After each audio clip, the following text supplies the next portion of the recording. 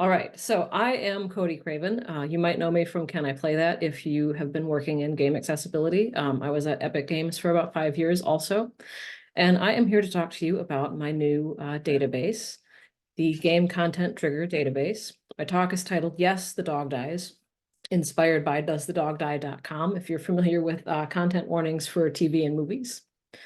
And I want to tell you a little bit about the database. We just launched 12 days ago, and here we go. So the opportunity kind of presented itself in the perfect way. I was laid off at the end of September. I went through all of the things that you feel when you get laid off, you know, the grief, the wallowing and depression.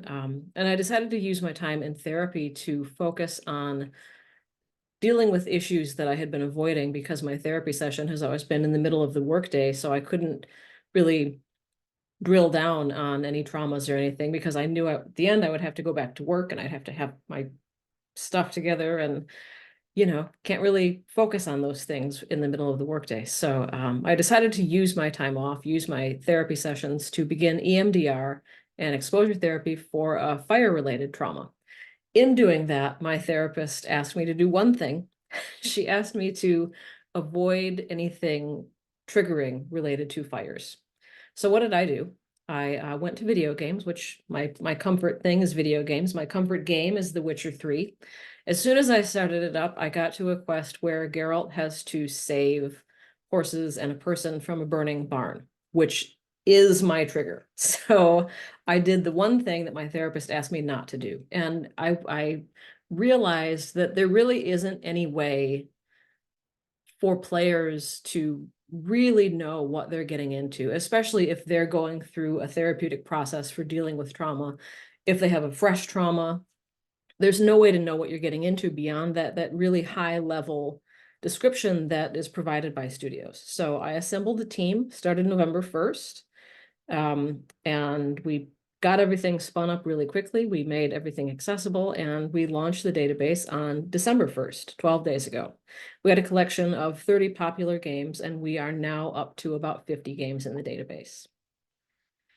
So since we are an accessibility tool above all else, because I mean, mental health is accessibility, we also knew that we needed to make the site accessible. So it is screen reader friendly.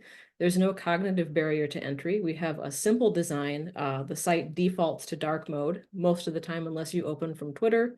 That seems to make it default to light, and I don't know why, but you know, Twitter is broken all the time.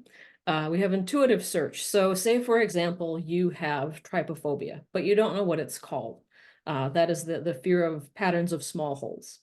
You don't know what the phobia is. You know that the tiny holes will ruin your day if you see them. So you type into the search bar, small holes or fear of small holes. It will bring up a list of all of the games that could trigger that phobia. And the last thing that we have is no ads, because I'm sure that we have all been trying to peruse a site and had the experience completely broken by ads. So we did not want any barriers to accessing our information. So then we had to decide on what kind of content are we going to categorize as being triggering. So we worked with a small team of mental health professionals and game experts to come up with both things that are commonly triggering, like phobias, animals, death and violence, hate and racism, and common themes that you find throughout games, all genres. So again, phobias, insects and animals, death and violence, hate and racism. And hate and racism you see in a lot of fantasy and sci-fi games, but you also see it in games like Mafia 3 and Red Dead Redemption 2, where you have the clan or a white supremacist group that the player has to confront. So on that note, we had to disassemble a diverse team because, you know, you can't be a bunch of white people deciding what is and is not racist. That's certainly not my place. And while I am well-versed in what is transphobic as a trans person, I'm also not the entirety of the trans experience. So we have a team of people of diverse genders, disabilities, backgrounds, different countries, and we all came together to work on this project to build a product that's functional for the most people possible. So how did we decide of the thousands of games that are out there, what games did we want to launch with? So we wanted to make sure that we were capturing both the newest releases as well as the most popular games for 2023. So we went through Steam databases, Xbox and PlayStation stores to see what their best sellers are and what their most played games are. And we assembled a collection of 30 games that we launched with a full catalog of triggers tagged for.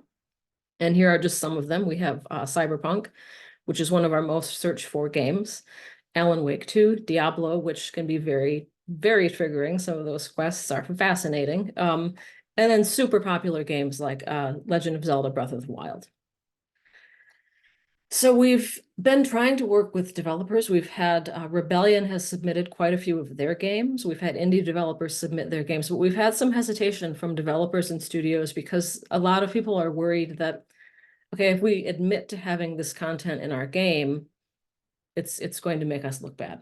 It's going to make people think that they shouldn't buy our games. So it's important to me that we reassure people that that is not our intent. Our intent is to help people make informed choices about the content that they're willingly exposing themselves to protect their mental health, because after the year we have all had in this industry and in the world, we all need to protect our mental health. So that is our sole focus.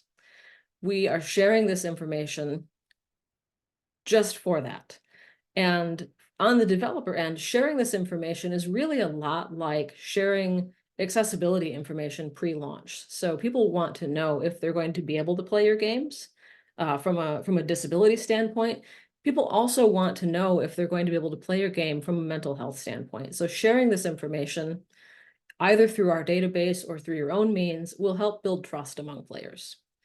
Our listings are not here to shame or censor content. We're only providing factual information of content found in games. We're not editorializing anything. And we're also not trying to convince people not to buy games. Again, it's just informational purposes only. So far, I said we launched 12 days ago, and in those 12 days, we have had 4.5K unique visitors, 24,000 page views, 57,000 events, which is people clicking on things within the site to learn about something. And all of that is without any marketing beyond word of mouth, because the thing I did not mention is that a lot of the people working on this project are people that were recently laid off. So it's kind of a passion project and a not be sad about your job situation project. So all of that told me that people are really eager for this information. They want it. They need it. People are super excited about it. Some of our most popular games that people are searching for right now are Baldur's Gate 3, of course. Wonderful game. GTA San Andreas, Cyberpunk, The Witcher 3, and Skyrim, because Skyrim is going to be popular until the next millennium when we have the 705th release of it, right? So what is the future of the database? We're working towards Twitch integrations. So, ideally when people are streaming a game, we'll be able to work with the IGDB API and have the content warnings on screen. We would love to work with more studios and publishers to get their games into the database. And we can do that either by our submission process on the developer end, or we also accept review codes so that our team can get the information into this, into the system. And of course, we want to grow the game catalog because there are thousands of games and we don't all have thousands of games. So that is a very slow process without developer and studio submissions, but slowly but surely we are building the database out. So what can you do if you want to get your game on the database or you want to learn more about us? You can reach out to us at gamecontenttriggersdb@gmail.com, and we will have a proper email address that's not at Gmail once I am gainfully employed again.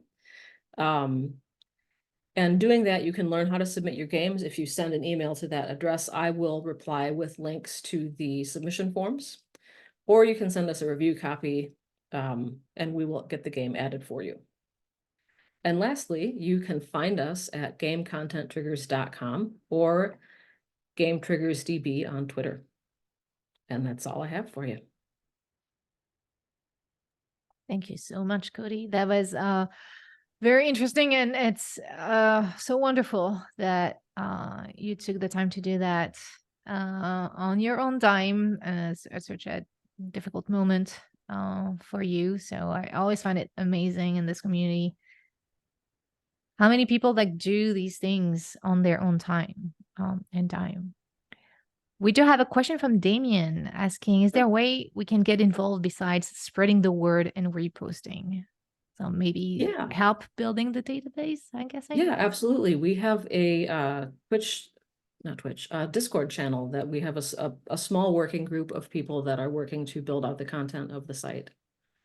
So yeah, if you want to send an email again to the email address that I listed there, I am happy to add you to our Discord. There is another question. I was trying to read it because sometimes I read the question and I discover it at the same time. Before I had an experience that made trigger warnings very helpful to me. I didn't quite understand the reason for them. I wasn't against them, but I didn't understand them. How can we better explain the need for a resource like this? Is the question for people who don't really understand. For me, it's about telling stories, it's really been driven home the importance for me beyond just my own experience of needing trigger warnings when I'm going through things in therapy. Working with my partner, she's been contributing to the database as well as a therapist, and just learning from her experience or learning from the experience. We had 3 people that contributed to our Ubisoft's avatar listing, and just the diversity of perspectives in the tags alone that were added from the 3 of us is fascinating. So I think if we listen to people's stories about this is why this is problematic, this is why I had to stop playing this game, stories will do a lot of the heavy lifting of that convincing for you.